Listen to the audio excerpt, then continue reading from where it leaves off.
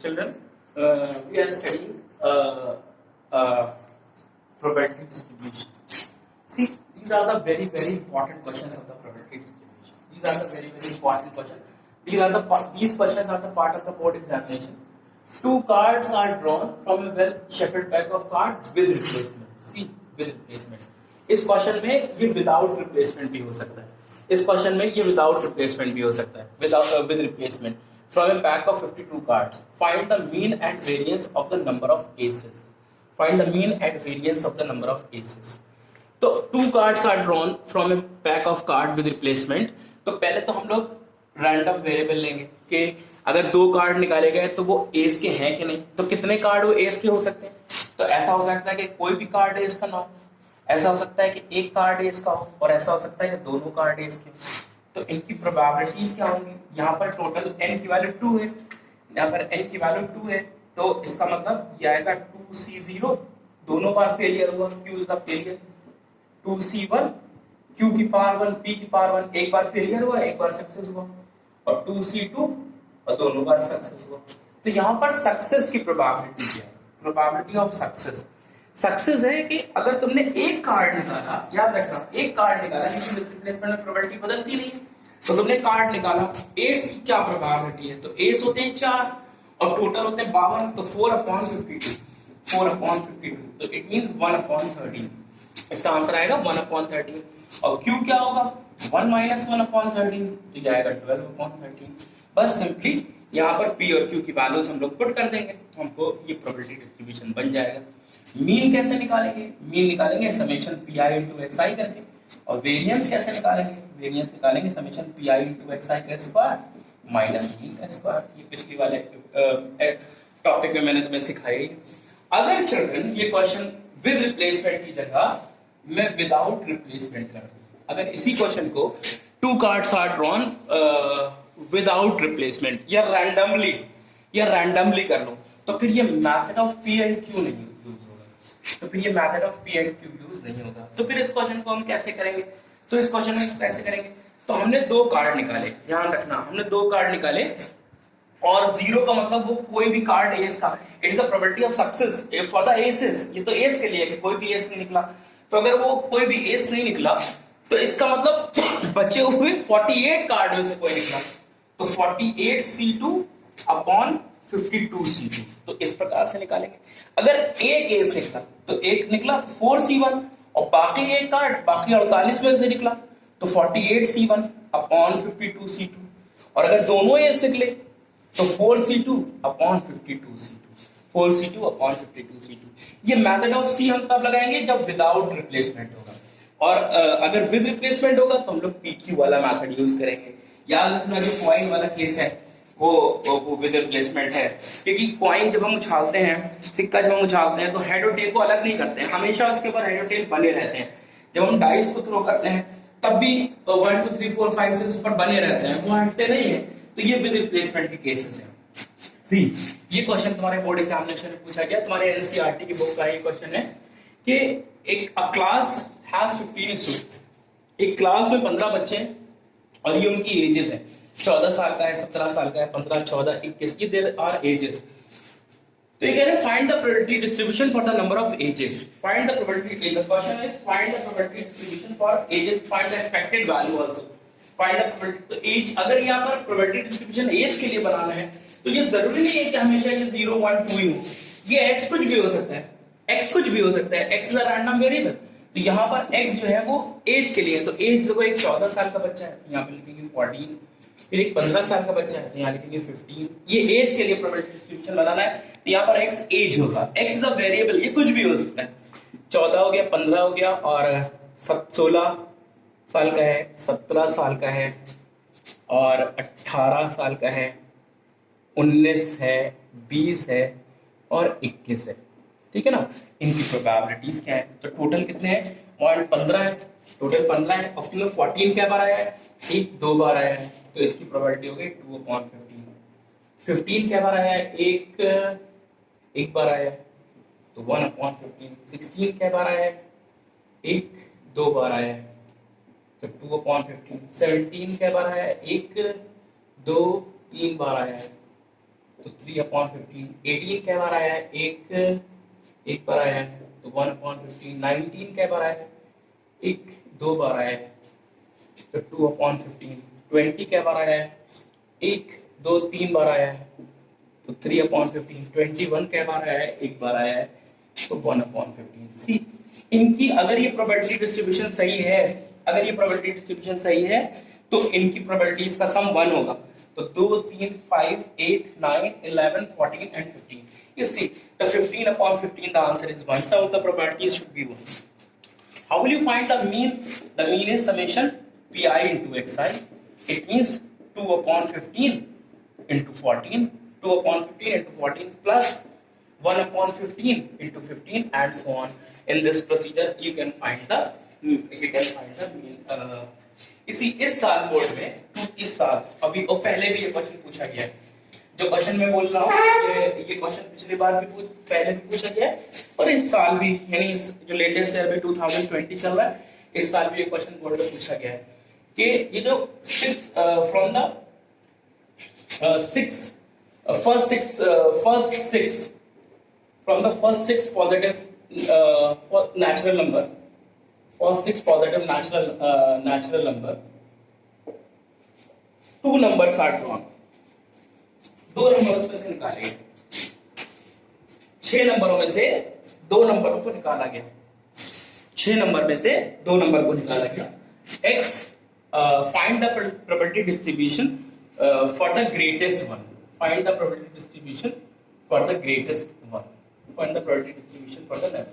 2 numbers are selected at random from the first 6 positive numbers. 2 numbers are selected from the first positive number. From the first 6 positive number, find the probability distribution for the greatest number. Find the probability distribution for the greatest number. तो मेरा बेटा अगर 2 number निकाले गए, 2 numbers are drawn from the first 6 positive number, तो find the probability distribution for the greater one. तो ये random variable में x की वैल्यू 1 कभी भी नहीं हो सकती, क्योंकि हमने 2 नंबर निकाले और x जो है, यानी जो रैंडम वेरिएबल है वो ग्रेटर है, तो 1 किसी से भी ग्रेटर नहीं हो सकता है।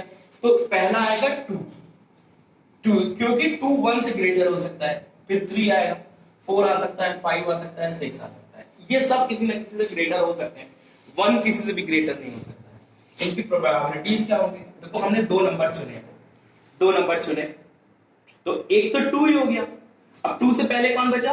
1, तो 1 C1 और टोटल 6 C2।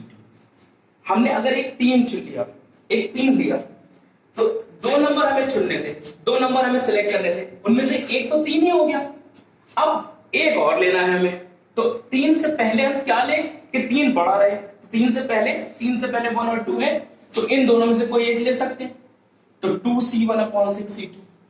अगर हमने एक 4 को लिया तो एक तो 4 हो ही गया और हमें 2 चुनने हैं, तो बाकी के एक कहां से? बाकी पहले के 3 में से ले सकते हैं, तो 3C1/6 C2। इसी प्रकार से 4C1/6 C2 और 5C1/6 C2। तो तुम 6 C2 की वैल्यू निकालोगे तो ये आएगा 6 factorial upon 2 factorial into 4 factorial, तो 6 इंटू 5/2, तो ये आएगा 15। और तुम देखो ये 5, 4, 9, 12, 14 और 15, तो ये 15/15 इट इज विल बी 1। तो इस तरह से हम लोग निकालेंगे। इस साल एक क्वेश्चन पूछा गया था कि 3 numbers are drawn from the first 6 natural number. 3 numbers are drawn from the 3 numbers are selected from the first 6 natural number. 3 numbers are selected from the first 6 natural number. X is the lowest one. X is the lowest one. The 3 numbers are selected from the first 6 natural number. The 3 numbers are selected from the first 6 natural number and x is the lowest one. तो अगर x lowest one है तो x 1 हो सकता है, 2 हो सकता है, 3 हो सकता है, 4 हो सकता है, 5 और 6 नहीं हो सकते हैं, क्योंकि अगर हम 5 ले लेंगे तो किसी से लोवेस्ट नहीं होंगे, 2 लोगों से लोवेस्ट नहीं हो सकते हैं, क्योंकि 4 2 से लोवेस्ट हो सकता है, 5 और 6 से 4 लोवेस्ट हो सकता है, यहाँ पर लोवेस्ट है। 3 numbers are selected from the first, x is the lowest of the number, x is the lowest of the smaller number, x is the find the probability for the smaller number, lowest number। तो इनकी probabilities क्या होंगी? तो हमें 3 number चुनने हैं, हमें 3 number चुनने हैं। एक तो उसमें एक ही हो गया, एक नंबर तो एक हो गया। अब हमें 2 और लेने हैं, तो एक के बाद कितने बचे? 6, टोटल 6 नंबर है, तो 5 और बचे। तो उनमें से कोई भी 2 चुन सकते हैं। एक तो हमारा हो ही गया और बाकी 5 में से कोई 2 चुन सकते हैं, और टोटल 6 में से हमें 3 चुनना है। अगर हमने एक 2 ले लिया तो एक तो 2 हो ही गया, अब बाकी बचे 4, तो कोई 4 में से हमने 2 चुन लिए अपॉन 6 अगर एक 3 ले लिया तो बाकी और कोई 2 चुन लिए अपॉन 6 और एक 4 ले लिया तो 2, बाकी 2 ही बचे, एक उसके अलावा कोई ऑप्शन ही नहीं है। 2 की वैल्यू 1 हो गई। तो इस प्रकार से हमारा ये प्रोबेबिलिटी डिस्ट्रीब्यूशन आ जाएगा। ये क्वेश्चन इस साल बोर्ड में पूछा गया था। एक क्वेश्चन तुम्हारे यहाँ एक बहुत इंटरेस्टिंग क्वेश्चन है, एक बहुत इंटरेस्टिंग क्वेश्चन है।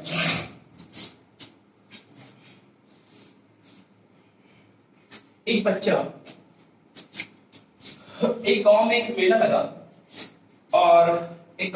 लगा और वहां पर बच्चा मेला देखने के लिए गया। तो वहां पर एक बहुत इंटरेस्टिंग गेम था। वहां पर उन्होंने कहा कि आप एक पासे के साथ, एक डाई के साथ वहां पर एक गेम हो रहा था, और उस गेम में उन्होंने ये कहा, ये क्वेश्चन भी बोर्ड में पूछा गया है, उन्होंने कहा कि अगर तुम इस डाई को थ्रो करते हो, और अगर 6 आ जाता है, तो हम तुमको 5 रुपए देंगे, 5 रुपए देंगे। और अगर 6 नहीं आता है, तो तुम्हें हमें 1 रुपया देना होगा। उछालने के कोई पैसे नहीं है, टॉस करने के कोई पैसे नहीं है। यानी अगर आ जाएगा, जैसे अगर मान लो 5 तुमने उछाला और तुमने पासा फेंका और तुम्हारा 6 आ गया, तो तुमको 5 रुपए मिल जाएंगे। यानी तुम्हारा रुपया नहीं जाएगा। यानी खेल शुरू करने के पैसे नहीं है, उछालने के कोई पैसे नहीं है। यानी अगर तुमने पासा फेंका और अगर तुम्हारा 6 आ गया, तो तुमको वो 5 रुपए दे देगा, और अगर तुम्हारा 6 नहीं आएगा तो वो तुमसे 1 रुपया ले लेगा। तो एक इंसान उस मेले में गया और उसके पास 3 रुपए मौजूद थे। ये क्वेश्चन है जिसको मैं एक्सप्लेन कर रहा हूँ। उसके पास 3 रुपए मौजूद थे, तो उसने सोचा कि मैं इस गेम को 3 बार खेलूंगा, और जैसे ही मैं जीत जाऊंगा वैसे ही मैं विड्रॉ कर दूंगा। उसने सोचा कि मैं इस गेम को खेलूंगा, उसके पास 3 रुपए है, तो उसने सोचा मैं मैक्सिमम 3 बार ही खेल सकता हूँ, लेकिन जैसे ही अगर मैं जीत जाऊंगा तो मैं विड्रॉ कर लूंगा। तो उन्होंने पूछा what is the expected value. Question में बोर्ड में पूछा गया था what is the expected value. Expected value का मतलब होता है मीन। मीन हम लोग निकालते हैं summation pi into xi। Expected value का मतलब एवरेज क्या रहा, यानी अगर वो बच्चा वो आदमी उस गेम में पार्टिसिपेट करता है तो उसका नुकसान होगा या उसका फायदा होगा। उसके पास 3 रुपए थे, वो चले जाएंगे या कुछ उसको मिल भी जाएगा। तो ये प्रैक्टिकल प्रॉब्लम है मैथमेटिक्स की, जो मैंने आम दिनों के उस पर तो सुने। अब उसके पास अब हम लोग एक प्रोबेबिलिटी से शुरू करते हैं। यहाँ पर जानते हो x क्या होगा? यहाँ पर x जो है वो रुपए होंगे, क्योंकि एवरेज तो रुपए का निकालना है ना, तो उसके रुपए कितने हैं। तो यहाँ पर जो x होगा, यानी जो रैंडम वेरिएबल होगा वो रुपए होंगे, यानी उसके रुपए, कितने रुपए उसको मिले, कितने रुपए वो जीत सकता है या कितने रुपए वो हार सकता है। और यहाँ पर उनकी वो प्रोबेबिलिटीज होंगी, यानी कितने रुपए वो जीत सकता है और कितने रुपए हार सकता है। तो वो कितने रुपए जीत सकता है। देखो, अगर पहली बार में ही उसने वो पासा फेंका, उसने पासा फेंका और उसका 6 आ गया, तो अगर उसका 6 आ गया तो वो पहली बार में जीत जाएगा, तो उसको 5 रुपए मिल जाएंगे उसको, अगर उसका सक्सेस होता है। P is the probability of success. तो सक्सेस कब होगा? अगर 6 आएगा, और इसके चांसेस 1/6 हैं, और Q इसके चांसेस 5/6 हैं। तो अगर उसका सक्सेस होता है, यानी अगर वो पहली बार में ही जीत जाता है, तो उसको 5 रुपए मिल जाएंगे, और अगर उसका सक्सेस हो जाता है। दूसरी बात क्या है कि उसको 4 रुपए मिलेंगे। 4 रुपए उसको कब मिलेंगे? अगर वो पहली बार में हार गया, भाई अगर ऐसा भी तो हो सकता है कि वो पहली बार में हार गया और वो दूसरी बार में जीता, तो 1 रुपया तो उसने कमाया, तो उसके बाद उसको फिर 5 रुपए मिले, तो उसको 3 रुपए भी मिल सकते हैं। अगर वो 2 बार हारा और वो तीसरी बार जीता, तो 2 बार वो हारा, Q is the probability of failure, दूसरी बार भी हारा और तीसरी बार वो जीता, तब उसको 3 रुपए मिलेंगे। और एक बात है कि उसके बाद उसने सोचा है कि इस गेम को 3 बार खेलेगा, तो वो तीनों बार भी हार सकता है, तो इस बार उसके -3 रुपए जाएंगे, इस बार उसके -3 रुपए जाएंगे। अब हम लोग इनकी प्रोबेबिलिटीज को लिखेंगे, तो P is the probability of success, ये हो गया 1/6, Q इंटू P, तो Q इज 5/6 एंड P, तो ये 5/36, 5/36, Q का स्क्वायर इंटू P, तो 25, Q का स्क्वायर यानी 25/6 into 6 into 6, 216, and Q, तो 125/216। तो ये हमारा P आ गया, ये हमारा X आ गया। अब हम मीन निकाल लेंगे, समेशन PI into XI, और ये वाला हमारा नेगेटिव आ जाएगा और ये तीनों हमारे पॉजिटिव आ जाएंगे। इनको ऐड करके इसको सब्ट्रैक्ट कर देंगे, जो भी रुपए आएंगे वो हमारा एक्सपेक्टेड वैल्यू होगा। Do this question, if you have any doubt let me know.